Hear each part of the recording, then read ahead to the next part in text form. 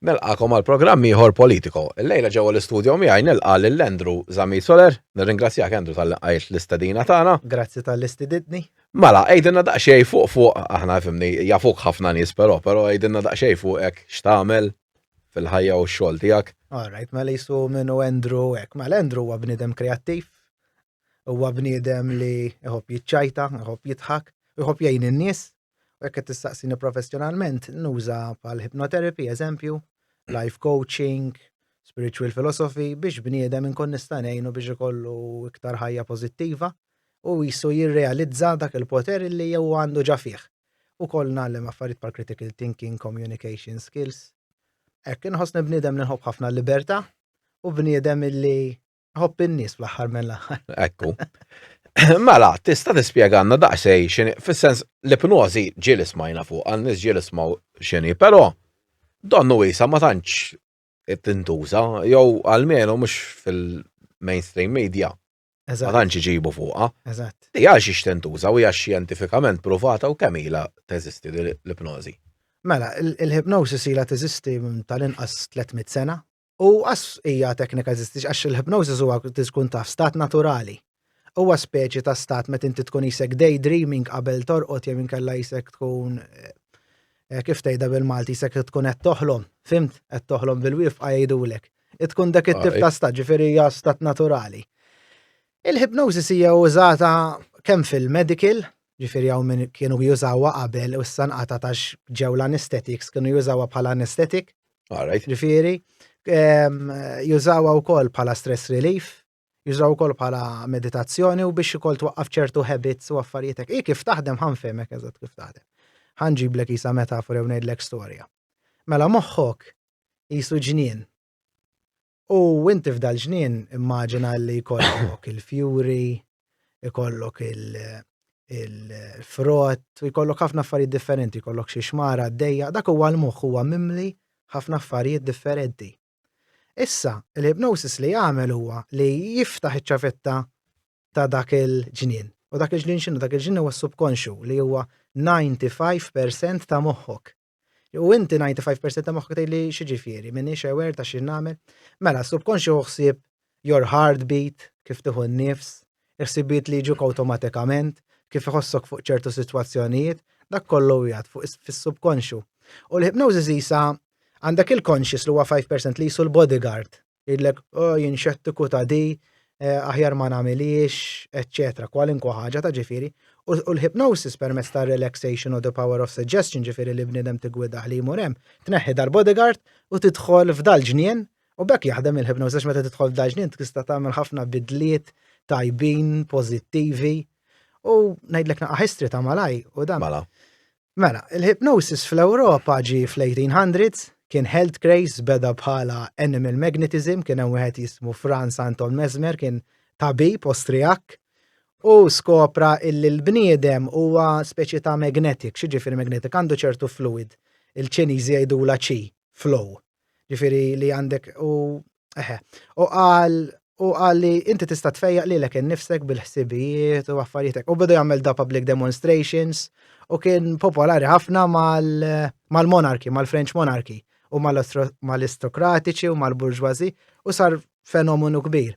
Mbagħad ġaġi disproven l-animal magnetism għax kienet jagħmel ħafna weird stuff, mbagħad ġie physician Scottiż li kien xettiku ta' Mesmer James Braid li jagħmel il-hypnosis kif nafu illum ġifieri li bniedem tpoġġih bil-qiegħda tgħidlu jirilassa li nafu li hija kollaborazzjoni flimkien, u mbagħad bdew minn hemm, mbagħad sisu bdew ukoll fil-40s u hekk bdew jagħmlu ċertu shows u hekk li dak m'għandux x'jaqsam dak huwa showmanship u mhux xi ħaġa li ġieli jagħmel darba għamil show għal tifel tal-karità ġbarna 5,000 euros miskin kellu kanser u tgħid kemm tħakkna u hekk imma dik storja oħra.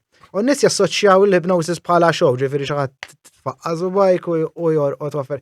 Fil-verità mhix hekk hija stat naturali li hija ħafna fiċin ta' isa guided meditation jgħidu. U l-guided meditation is scientifically proven kemm tajba l-mental health. U hypnosis minn tifittex għandha wkoll scientific studies in the Oxford Handbook of Hypnosis. Ġifieri sociology, criminology kollha għandhom da, ġifieri hija xi ħaġa valida u ila fuq 300 sena kieku mhux vera kieku snake oil ma teżistix u kieku Andrew Zammitzler żgur mhux sa juża. U fuq illum il-ġurnata ma nafx donnu fil-West fil-ħajja kif ngħixu aħna ġejna mediċina ħin kollu. Hemm xi kulturi oħra forsi pajjiżi oħra li għadhom jużaw dit teknika. Ejwa, eżempju ċ-Ċina għandhom dik li tissejjaħ traditional Chinese medicine. X'inhi traditional Chinese medicine? L-acupuncture, jagħmlu it-tai chi, il-cups, meditations, ħinda u koll l-Indja hemm tip ta' mediċina Ayurvedic practices li jużaw herbs, jużaw il-hypnosis ukoll biex bniedem ikun iktar healthy.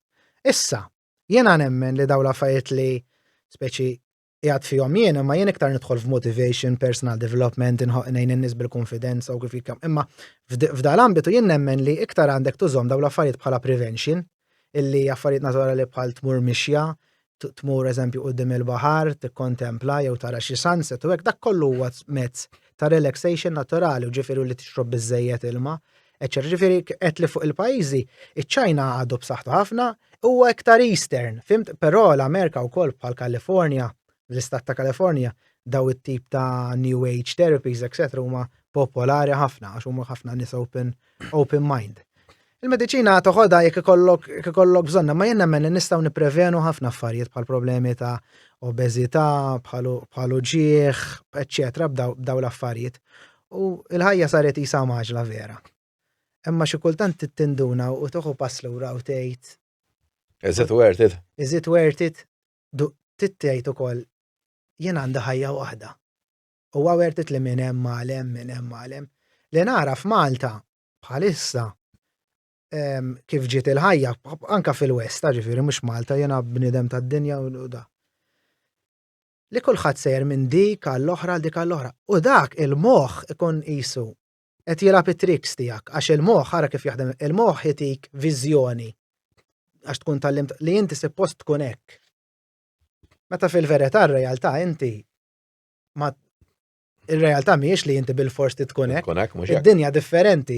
Inti mhux bil-fors eżempju jkollok dik it-tip ta' karozza jew tajjeb li jkollok il-goals u hekk, imma dawn l-affarijiet tal-moħħ huma kollha illusions. U hypnosis hekk qed infhemha, hypnosis tuża l-imagination u affarijiet hekk biex inti tikteb l-istorja tiegħek stess. Alright, issa tista' forsi tgħidilna waqt ipnożi xi jiġri eżatt. Tispjegalna forsi il-proċess tipo naf tagħmel xi ħaġa partikolari qabel tibda u kulħadd jista' jagħmlu jew eżempju jien nafek tkun anzjan forsi jew marit b'ċertu mart ma jistax isir fuqek. U hemm xi ethical issues li forsi wieħed irid iħares qabel ikun jista' Mela, 100% illi kull min jipprova jew jagħmel affarijiet ethics huma above all, li verità tikollok l-ethical principle of do no harm. Ġifieri inti tkun kif jgħidu benevolent. Mhux jekk li qed tagħmel għal-ġid. Li qed tagħmel għal-ġid, ma tistax eżempju tuża biex tipprova tikkontrolla hekk. Però il-hypnosis mhuwiex mind control. Il-hypnosis jekk inti tgħid li ma rridx niġi hypnotizzat, inti m'intix se tiġi hypnotizzat. All right? F'advertising, marketing u hekk jaħsbu li jużaw hypnosis u communications, kif fil-verità jużaw subliminal messages u jużaw xi ħaġa li jitalmu li bnitisti jissejħu wkoll language patterns, imma mhux daqshekk hypnosis li l-bniedem jisek dejjem tiltu jisek fil-laħam il-ħaj. Jibda jgħidlek yes ta' kollox. Dan kien hawn politiku Malti huwa master ta' dawn l-affarijiet. Jgħidlek xi ħaġa u n-nies jgħidulu iwa, jerġa' jgħidilhom xi ħaġa ovvja jgħidilhom iwa. U n-nies iġibhom furja. U n-nies meta jkunu furja u jaraw il-dak qed jifraħu inti qed tifraħ u kulħadd qed jifraħ, ruħha jagħmel l-istess. Dak huwa l-fenomena ta' stage ta' mass hypnosis. Fimt eżempju daw ma' eżempji ta' ġifieri taħsbux da. Eżempju Adolf Hitler, Benito Mussolini kienu jużaw ħafna din it-teknika li jġibu n-nies fired up u kienu statesmen għal dak iż-żmien irnexxilhom jikkonvinċuhom tal-aġenda tagħhom, mhux għax naqbel mal-aġenda tagħhom, ma tinġibulkom eżempju. Ikun motivational speaker. Motivational eżempju tal-pastors li hemm l-Amerika, u hekk ħafna minnhom li jkunu fil-mega churches huma motivational speakers tal-bliħ, the power of positive thinking. U jsiru miljonari. Irrispondejt tal-mistoqsija. U forsi l-proċess saw. Il-proċess, iva, il-proċess. Ma il-proċess, ħanejdlek vera sempliċi il-proċess. Il-proċess huwa li l-ewwel tkun agreed bej both of you. U kull ma tagħmel eżempju għal għajnek, mhux ħa nihipnotizzak, imma biex ġest tagħlaq għajnek biss. Ħu nifsil ġewwa, nifsil barra, ħalli għajnek magħluqin, nifsil ġewwa, nifsil barra, u isma' ninot minn 1 sa 5. 1, 2, relax your body, 2, 3, 4, 5. Ftaħ għajnek. Hekk biss jisek tħoss, jisek qed tiġi gwidat. Ma mbagħad iktar ma jgħaddi żmien iktar jisek tkun qed tirrelaxja u l-konxu inneħħuh u nidħlu fis-subkonxu. Issa li grazzi jien ma nixtieqx tidħol fis-subkonxu tiegħi, imma inti tkun tridni għażla u tkun tridni nidħol fis-subkonxu tiegħek għax jew tkun tiskopri xi ħaġa, jew tbiddel xi ħaġa f'ħajtek. Ħa ngħidlek, bħala hypnosis hemm ukoll jissejħ auto-suggestion. Dawk l-affarijiet li inti tgħid lilek innifsek. Jekk inti tgħid lilek innifsek kull jum jien preżentatur tajjeb u għandi l-konfidenza, inti mingħajr ma trid ħatibda tipperformja hekk. Jekk inti ħatajt eżempju hawn Malta kollox eżempju ħanużad kelma ta' kollox daħna, inti sa tibda tiffoka fuq l-affarijiet li huma daħna. Tibda tara kollox il-ħadd. Jekk inti ħatejt kemm hawn sabiħ intu tela r-rabat u hekk tibda tara dik il-ħdura, dik l-imdina, inti tiffoka fuq dak li inti taħseb. Qed tifhem dak li tkun hypnosis huwa a form of thought control. Self-thought control. Hypnotist huwa just a guide. All right. Issa, kif għettinna u koll, inti taħdem u koll fuq il-positive life coaching. Da, forsi tista' tispjegalna daqsxejn fid-dettall x'ikun iktar u kif jgħin lill-individwi li forsi jkollhom problema fil-ħajja xaw ċertu nies. Fil-verità jkunu tajbin biex jagħmlu dik, però m'għandhomx dik qisu ġo fihom li jaħsbu li huma tajbin. Dik hija isma' fid-dinja kull ma tagħmel number 1, konfidenza. Jekk inti minx konfidenti li ħatamel xi ħaġa, ovvjament ħatamilha nofs leħja jgħid il-Malti. Mela positive life coaching hija hekk. Il-positive life coaching hija taqbad is-saħħa l-strengths li għandu ċertu bniedem. U tgħidlu wism inti tajjeb f'daw l-affarijiet, ma laffoka fuqhom. U f'dawk li ma tantx inti tajjeb, ibdaħdem fuqhom bil-mod. Issa tuża ċertu motivation, active listening biex bniedem iġibu.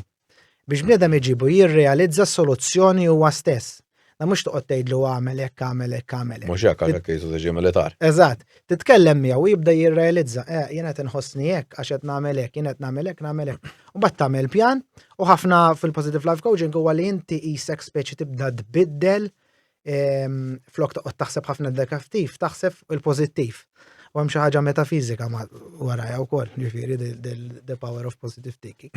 Issa ovvjament illum il-ġurnata huwa fatt Malta għaw ħafna nies, diġà dejjem kien ħafna nies, però ħafna, allura matul tinduna nies huma stressjati min nervus ħafna fit-traffiku ngħajru l-xulxin u jdoqqu u joffendu insomma l-xulxin ukoll. Is-sigħat li jaħdmu n-nies huma twal ħafna minnhom mhux 8 sigħat, minn 8 sigħat imorrulek ġobb ieħor.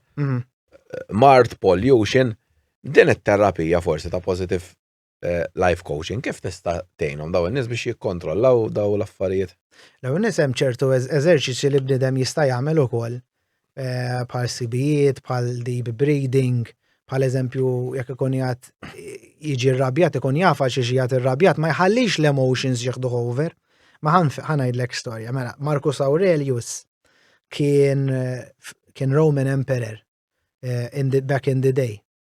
U daħalla waraħ diary da kien l-iktar bniedem powerful fid-dinja, immaġina kif għandna Biden jew whatever. Ħafna iktar għax Trump ħafna eżatt. Ma jispiċċat. U ħalla diary da. U da diary huwa The Diary of Marcus Aurelius li huwa wieħed mill-iktar tekst importanti għall-Stoic philosophy. U daħalla beda jikteb eżempju meta nkun irrabjat qed ninduna biex ma nagħmilx ċertu deċiżjonijiet u beda jgħid ukoll illi d-dinja tittoħodha kif tiġi u titkun ukoll reżiljenti għal dawn l-affarijiet. Ġifieri il-positive life coaching jgħinek illi inti ikollok dik is-self-awareness u koll l-awareness ta' madwarek. Illi inti memx għalfej tirreaġixxi dejjem għall-outside stimulus, speċjalment fid-dinja qed ngħixu llum li inkollu fuq il-mobile, inkollu da, għax inti meta tiġi dejjem triggered lejn negattiv, dejjem fit-traffic, dejjem hekk, mingħajr ma trid inti ħajħossok imdejjaq, ħajħossok depressed, ħajħossok stressed, ħajħossok anzjuż. Qed tifhimni. Ifiri inti jisek tipproteġi lilek innifsek mill-outside stimulus illi inti l-ewwel tkun taf minn inti vera inti li inti jkollok dik iċ-ċerta self-awareness tal-ambjent tiegħek. Kif ukoll self-awareness tiegħek innifsek. Fimt ġifieri ukoll da dibattit importanti, issa ħafna minn nies huma jew nurture jew nature. X'ġifieri? Nature ikun hemm Ħatajjeb spjega ħjelhom dijax. Mhux ħajfmu mill-ewwel ħafna nies. Eżatt. Nurture huwa kif bniedem trabba. All right? Jekk inti trabbejt f'ċertu eżempju kultura, inti ser ġib ruħek b'ċertu mod. Dak huwa nurture. Eżempju, jekk inti tiġi tibża meta tara wurdiena, eżempju, dik ġejja minn nurture. Jew inti idejqek itmeċli, forsi ħatta minn missierek jew affarijiet hekk. U nature huwa l-affarijiet li jkunu ġewwa fik, ġifieri inti ma tistax ovvjament tikkontrolla kif ħatider, eċetera, dawk huma genetics. Issa importanti inti li l-ipnozi positive psychology jieħu kontroll li jirriprogrammalek moħħok ta' dawk l-affarijiet ħżiena u mhux daqshekk helpful li tkun tallimt, isek titgħallem affarijiet ġodda. Isma' fl-aħħar ma ħajsni edukaturi, jien speċi qed neduka n-nies kif forsi jagħmlu U-turn pożittiva u jagħmlu roadmap tajba għal ħajjithom. Semmejt, fil-fatt anke l-ewwel semmejt inti, ċertu affarijiet li huma naturali u bxejn. Għax ix-xemx hija bxejn, il-baħar huwa bxejn, tmur timxi huwa bxejn. Daw ħafna nies bej il-mod kif qed ngħixu hekk m'għadhomx jagħmluhom. U ovvjament tista' tara li numru ta' nies ikollhom issues ħafna drabi problemi. Health issues manka mental issues. Imma taħseb li jien naf isu jien nemmen li anke fosthom hawnhekk is-sistema edukattiv qed tfalli għax m'aħna nagħlmu xejn fuq dal-affarijiet. Koldri għandek mental issue, orajt naħduk għand psikjatra, forsi jitik il-mediċina u da. Meta daw l-affarijiet jistgħu jipprevenu forsi għax ovvjament ikollok bżonn, mhux qed ngħidu nisma'. Le ikollok bżonn. Le mhux qed ngħidu hekk. Anzi, imma li nistgħu nipprevjenu b'ħafna affarijiet għax fil-verità tinduna in-nies li eżempju jkunu joqogħdu iktar viċin il-baħar jew forsi ġo xi razzett. Daw ikunu ħafna drabi ħafna healthy iktar minn nies li qed ngħixu ġod id-dinja ta' ġen. Veru, prevention is better than cure. Dejna hija importanti ħafna li nibdaw nedukaw il-future generations jaddattaw għal din is-soċjetà l-ġdida. Ifimni issa wkoll dieħla ħafna fid-dinja l-artificial intelligence, ġifieri ħafna ġobbijiet ser jimorru għal daw għal robots u l-AIs, ġifieri bħalissa ChatGPT su affarijiet li inti jekk tiċċattja magħhom jisek qed tiċċattja ma' bniedem ikellmek lura. Ġifieri, u importanti li l-bniedem jerġa' jmur u he retools himself biex ikun jaf u minnu vera u. Bħala bniedem. Bħala bniedem, ġifieri back to his roots, back to his core. Mela x'inhu l-kor tal-bniedem? Mela, holistikament il-bniedem huwa hekk, il-bniedem għandu bżonn ikun b'saħħtu fiżikament, b'saħħtu mentalment, b'saħħtu emozjonalment u b'saħħtu spiritwalment. Ifiri, il-bniedem irid imur lej dawn il-kor, mhux eżempju qiegħed imur lej affarijiet li fil-verità mhumiex ta' vera, għax l-affarijiet li qed tara madwarek bħalissa da kollu moħluq mill-bniedem. Ġifieri imur lura l-kor u jaddatta lilu nnifsu għas-soċjetà, kulħadd irid jagħla l-flus, kulħadd irid. U mhux hekk il-kumdità sabiħa wkoll. Il-kumdità sabiħa wkoll, però huwa importanti affarijiet naturali.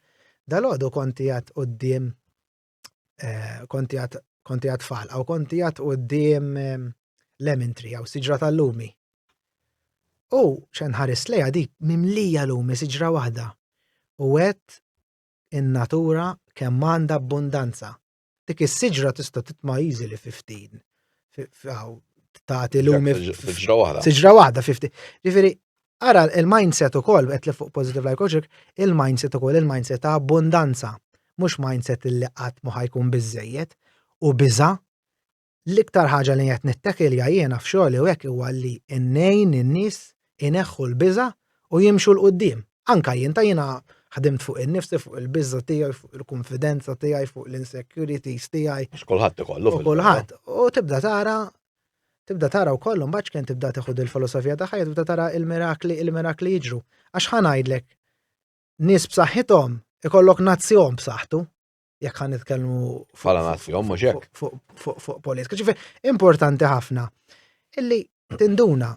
U ommi għalt li ċaġa sabiħa il-bieraħ għalt li għaxettila, għalt li l-almond milk ma tantx huwa tajjeb għax qarrat li fih ħafna żejt u hekk is-sod vegans u hekk.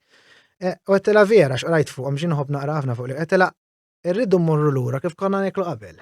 Id-dieta mediterranja. Naturali u normali u innaf kollox, eżempju għandak it-tadam affarijiet normali. U kemm għandhom vitamini, eżempju, aħna lak il-Maltin għandna xemx mimlija vitamina D.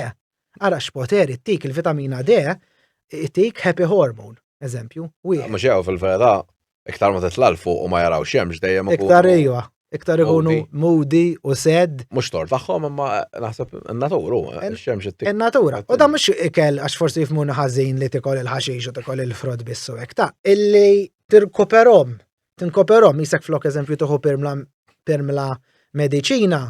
Eżempju ma biċċa laħam ħunaqa l-għam fiħ il-vitamini tijaw u koll, fiħ lajer u affarijiet. Imma illi nersqu lejn il-bilanċ. Il-bilanċ ma ux jizbaħ minnu fil-ħajja. Anka eżempju pajis, jekk ikun hemm ħafna nies. L-importanti li jkun hemm il-bilanċ tan-nies għax eżempju jekk inti jkun overpopulation x'inhi disbilanċu. Underpopulation disbilanċu ukoll. Mhux hekk. Ġifieri inti trid ikollok bilanċ, tifhem ġifieri. U anka jekk m'għandek ċans anka tagħmel xi ħaġa 5 minuti kuljum. Jew inkella tgħid ħan ipparika naqra il-bot 10 minutes u niċċaqla naqra. Għax isma' il-ġisem jiżu magna jekk tiġġamja. Le, mhux hekk.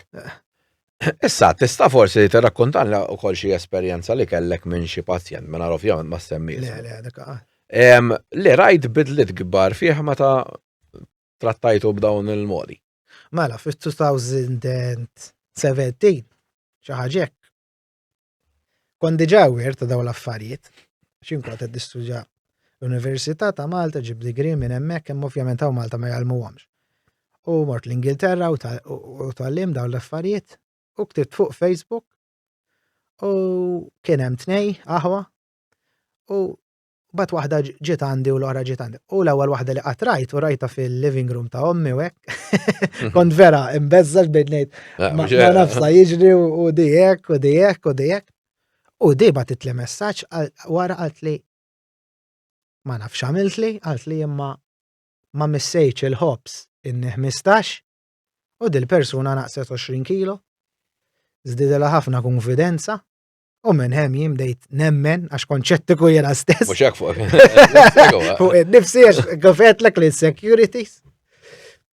U mxejna minn hemm. Oħra kienet da, issa jiena meta qogħdu li kif tagħmel kif da. Speċi nista' nagħmlek it-teknika hekk, imma bniedem ma nkunx naf għax inti daqqa tiltu bniedem daqqa le u da bħal kollox anke l-peċis tas-sigaretti. Kien hemm kienet għandu 18 sena kien ġie għandi. Kont diġà snibdejt kont inni xi senti kien ilaqlaq u ħareġ minn hemm ma jlaqlaqx. Ġifieri hija ħaġa straordinarja li jiena li bdejt ngħidlu issa ħattu fil-ibnos l kellini u li kellu blockage fis-subkonxu tiegħu illi beda jisu jiskri ġifieri jiena tajtu ego boost, tajtu taħħalilu nnifsu għax jindik li nemmen li taħħalilu nnifsu.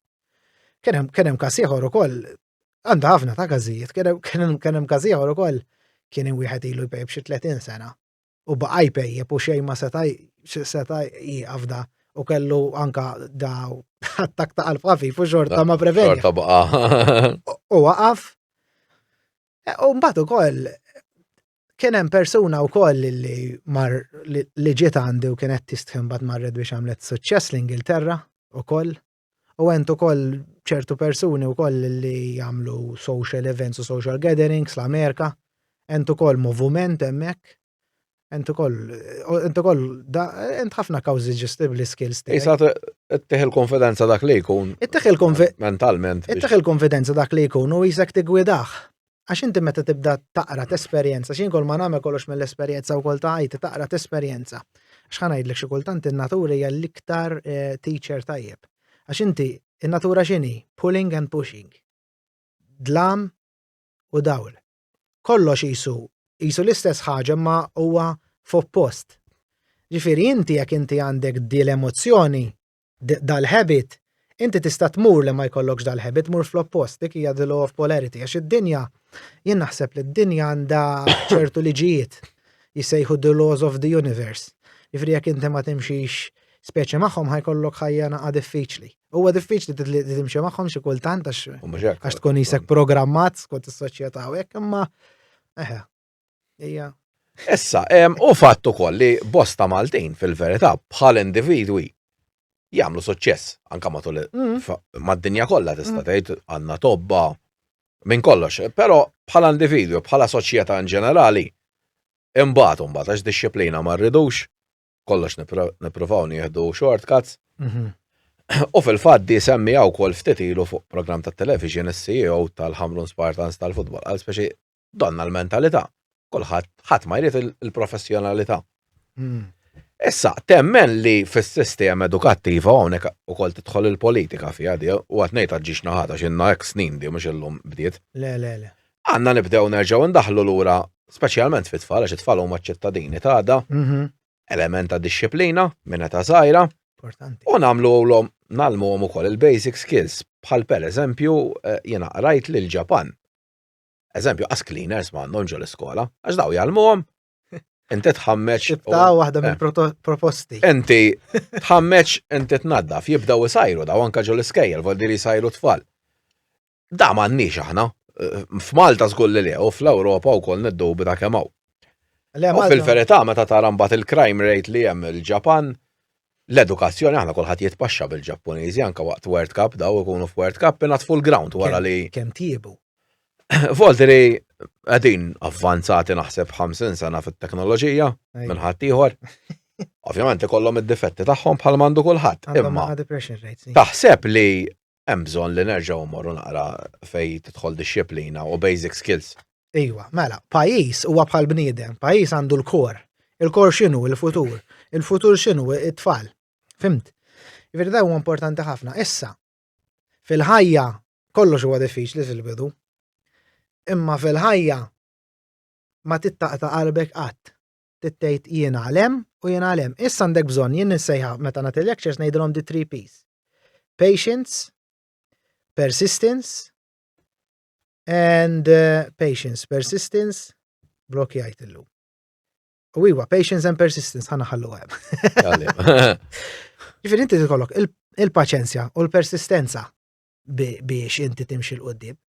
Għaxek ma jgħadekx paċenzja, titkollox illum. U di problema ta' zazax tal-lum, ngħidulhom mhux tal-Maltin ta' kollha li jridu kollox malaj, qegħdin iridu jaqalgħu il-flus malaj, iridu jagħmlu hekk malaj, kollox malaj. U fid-dinja innota, meta inti tagħmel żerrija id-dum biex titla' s-siġra, id-dum biex ittik il-frott tal-larinġ, allura inti tittamel dak li speċi u għabori kurjum biex inti tavvanza, jekk inti plejer tal-futbol, eżempju tittamel dak id-dribbling, tmur training, tagħmel physical. Training boring, u mbagħad il-logħba tik is-sodisfazzjon. Issa li ħan nitkellem fuq l-edukazzjoni, ħankellmu da kieku jien in charge mill-edukazzjoni, mhux nkun ta' nas, imma kieku jiena l-Ministru tal-Edukazzjoni nagħmel kurrikulum totalment differenti. Mela, għax meta kbir tallimt x'vera x'inhu importanti fil-ħajja, mela Mezz, Malti, Ingliż u hekk, okej, nibqgħu nitalmuh għax huma basics. Però indaħħal affarijiet u suġġetti bħal emotional intelligence. Emotional intelligence x'inhi? EQ. Dir waħda mill-li nagħllem uħolin, emotional intelligence. Illi bniedem inti meta tkellmu tkun aware tal-feedback tiegħu. Illi inti tkun emotional intelligence, illi inti tgħid ħajjiġri hekk, dan qed jagħmel wiċċu hekk mela bli ħajjirrabja, jew qabli qed jifhem miegħi, jew qabli qed jaqbel miegħi. Emotional intelligence illi inti tkun intun mal-umanità tiegħek u mal-umanità l-oħrajn. Ġifieri l-emotional intelligence ġibek communicator aħjar u li tkun kapaċi tifhem ukoll taqqat il-komunità flimkien. Ġifieri għax issa sfortunatament ma nafx min isa daħlet kultura ta' ħafna individualizmu u dal-individualizmu li l-ewwel jien it-tienien u da hija natura tal-bniedem biex inherently il-bniedem irid is-survival huwa selfish. Imma però komunità ma taħdimx jekk l-ewwel jien it-tienien, it-tletin, ir-rebgħin, il-ħamsin, is-sittin. Tittati l-kontribut tiegħek. Ġifieri tajjeb illi nagħmlu l-emotional intelligence. Ukoll jien naf mela qed kellna fuq hypnosis. Hypnosis l-ewwel 7 snin ta' ħajjitna aħna nkunu fi stat ta' ipnożi għal xiex għax nkunu jiżna sponges. Nkunu qegħdin nixorbu kollox. Mela li nagħmel jien għax naf l-sponges l-Maltin mhux nallimhom Malti biss, kif hawn xi nies qed jgħidu, nallimhom 3 lingwi. 3 lingwi, Malti, Ingliż, Taljan. U ta' dik l-età tfal vera jixorbu. Għax jixorbu. Jekk. Jien bniedem li jmur ħafna barra minn Malta u kemm huma sbieħ li tkun taf titkellem il-lingwi. Jekk tkun taf titkellem il-lingwi, ħafna lingwi, taqla xtiekol tul ħajtek kollet ngħidlek jien. Ġifieri nagħlmuhom iktar lingwi meta jkunu għadhom żgħar.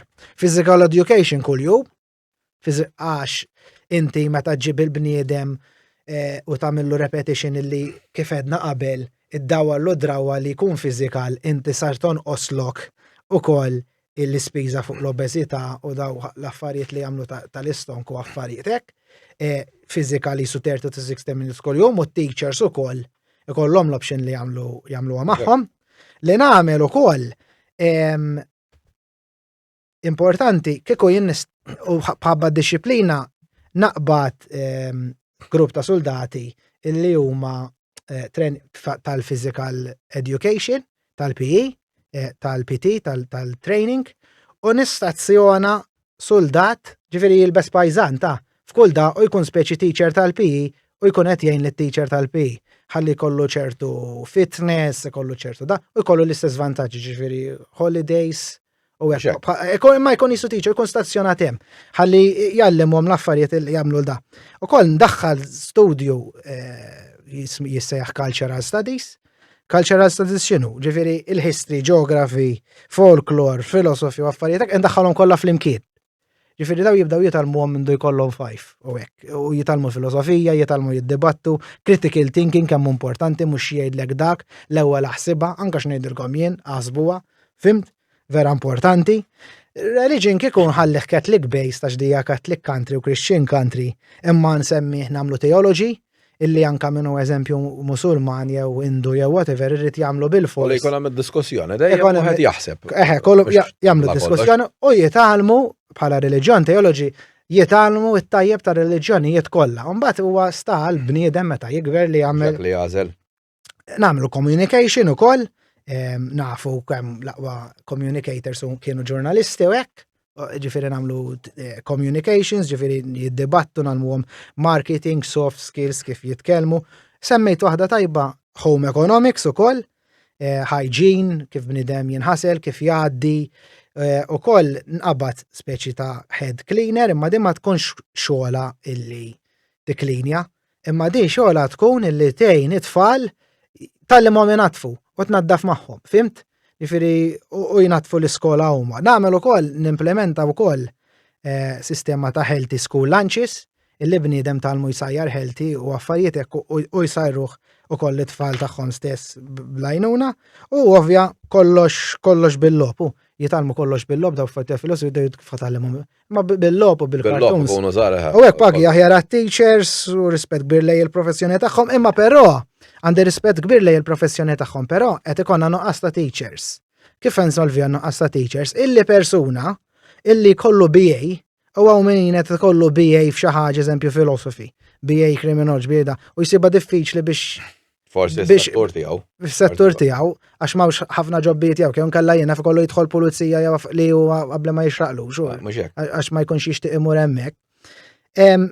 Intihom l-option illi daw ikunu nista' skola li sorta jistgħu jsiru teachers qabel kienet hekk ta' xogħol tista' jsir teachers imma tagħmilhom kors. Mhux hekk biex u l-ewwel 6 xhur jagħmlu speċi ma' teacher u jagħmlu level jew hekk nagħmlu wisa ta' diploma qasira.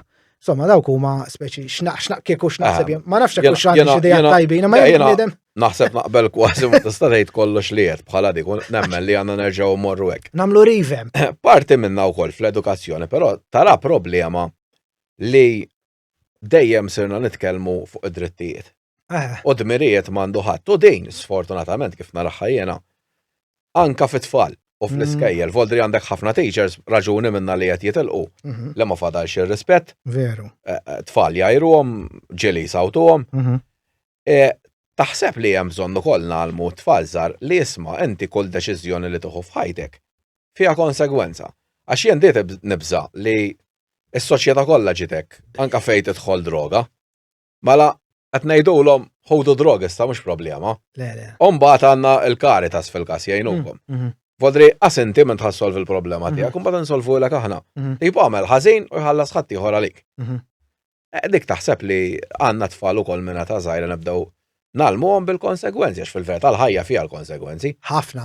Dejjem tista' tgħid. Bil-fors għax dik parti minn natura.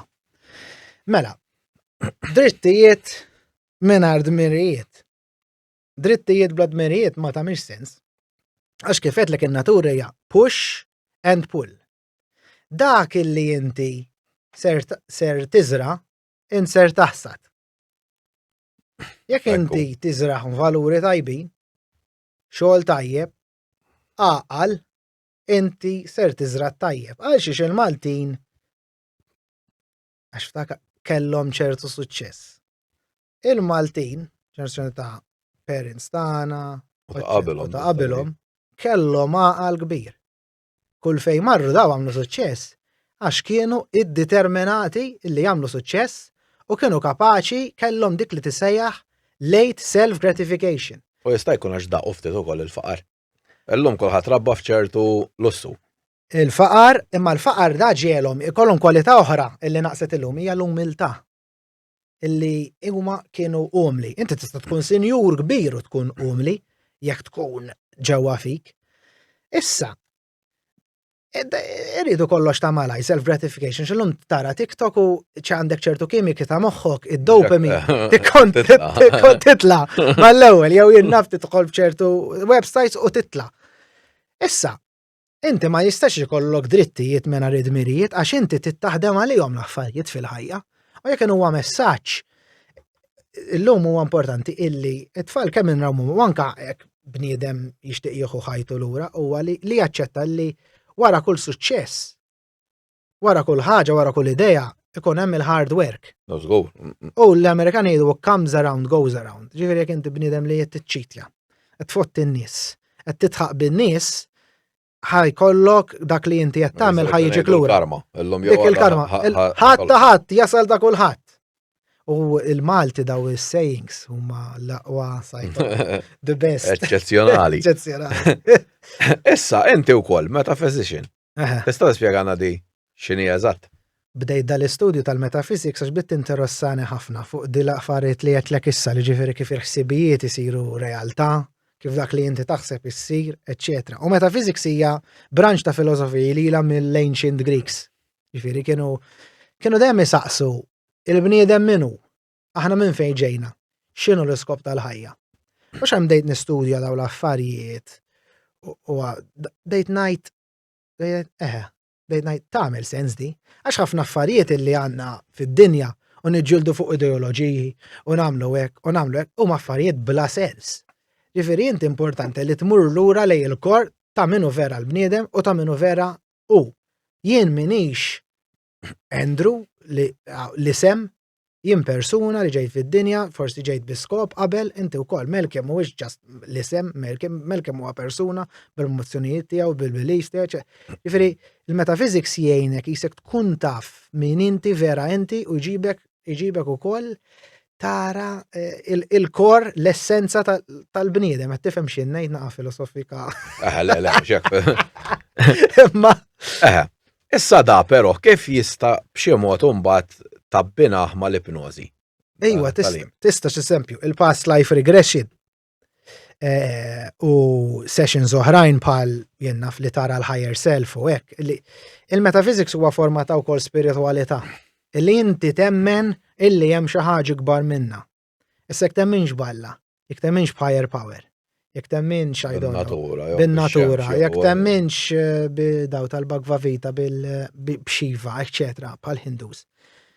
Illi hemm higher power. Issa jien indunajt psikoloġikament meta bdew jiġu għandi nispiritwali, meta bdejt indaħħalhom l-ispiritwalità, is-sessions dew jaħdmu iktar.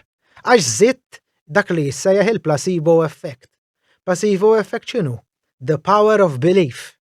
Da sar studju l-Amerika illi kellhom asnaf xi 20 ruħ, 10 minnhom tawhom il-pirmla ta' vera, 10 minnhom tawhom pirmla ta' zokkor. Imma lil daw ma qalulhom x'in il-pirmla, daw qalulhom diħat fejjaqkom żgur. Dawk tal-pirmla ta' zokkor li ġifieri għal xejn. Qalu li fiq iktar minn daw. Ġifieri daw rafej huwa kollu placebo effect.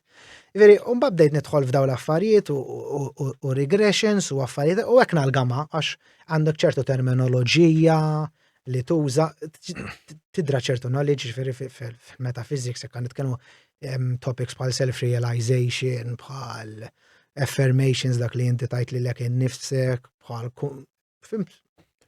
Nsemmejt l-ispiritualità u naħseb jekk ġara xi ħaġa forsi daw l-aħħar 30-40 sena. Forsi anka jiena taw, forsi anke inti u ħafna minn nies. Mela. Donnu tħallna jien naf sistema tista' tgħid li kulħadd sar jirredikola lin-nies min għax bin jemmen balla u minn għax jgħidlek u waqt tmur fil-baret taħl il-ħin. U da, però donnu issa qisu reġgħet iddur u n-nies qed jirrikonoxxu li verament l-ispiritualità hija importanti ta' bniedem, issa kif qed inti temminx fil-Ġesu, fil-Iżlam jew whatever. Imma l-bniedem għandu bżonn dik ix-xi ħaġa tista' tkun naturali ta' voldir ix-xemx in kontakt man-natura. Li verament għandu bżonna il-bniedem u mingħajra ikun hemm dak iċ-ċertu vojt u forsi ukoll in-nies jibdew isibu affarijiet li mhumiex daqshekk tajbin għalihom għas soċjetà. Eżatt. Inti sejtni, jien taf xiex naħseb li żdiet id-dwejja u koll għax naqset l-ispiritualità. Issa ċertu ta' spiritualità li jisna nagħllem jien u hekk hija l-ispiritualità li ġejja minn ġewwa fik. Li inti mhux tisma' il-da kull ieħor u segwih blindly, illi inti tuża l-critical thinking tiegħek. Jiena naħseb il-bniedem hija importanti għaliex l-ispiritualità għal xiex. Għax il-bniedem naħseb iħossa ġewwa fih li hemm xi ħaġa ikbar minnu. Ġieli tħossi sa xi ħaġa tkellem, dejjem ti tagħmilx għax ħażina. Eżatt. Alla forja ma tkunx qed tkellmek imma. Ma tkun ġa fik, dik hija your core, your intuition, li sa jiena naħseb li ġejja mill-higher power, your higher self. Higher self x'inhu? Huwa l-aqwa persuna li inti tista' tkun, illi għandha dak il-wisdom kollu fimt li krejat id-dinja. Issa, l-ispiritualità hija importanti ħafna xiex. Għax meta bniedem eżempju kollok tazza vojta, inti tittara biex sa timlija.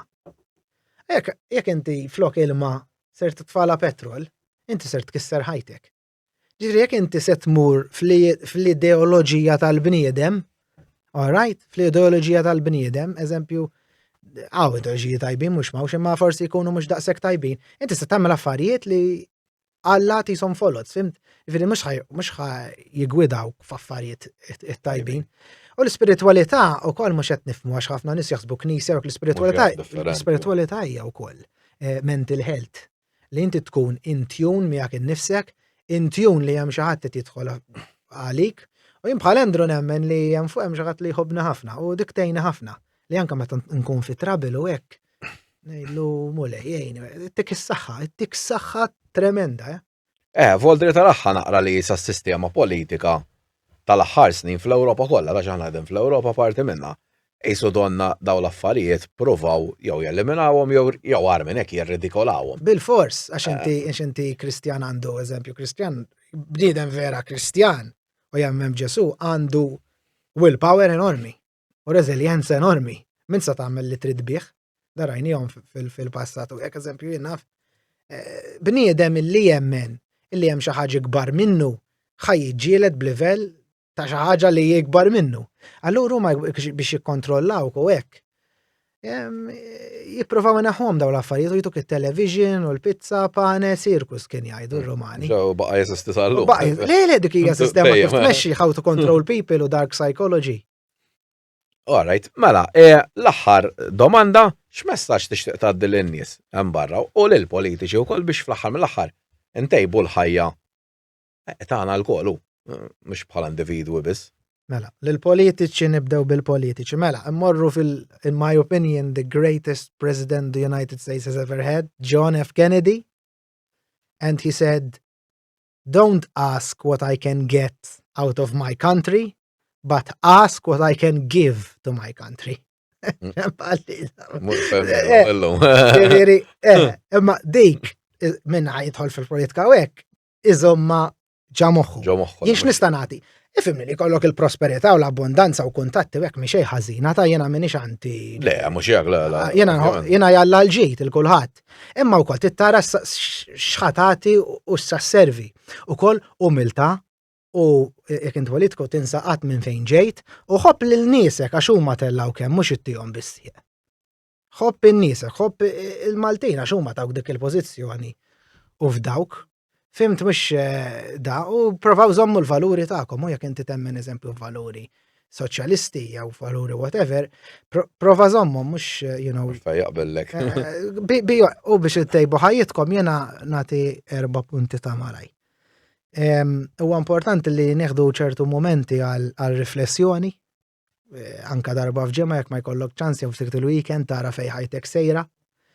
Jekk għamel xi ħaġa li toġbok jekk qed iħossok imdejjaq u hekk jekk inti tħobb tara l-films jew tħobb is-sajr tmur qudiem il-baħar tħobb timxi tħobb titrenja tħobb tagħmel kollox fimt jew tħobb tiddiskut tħobb tagħmel post tagħmel xi ħaġa li toġbok.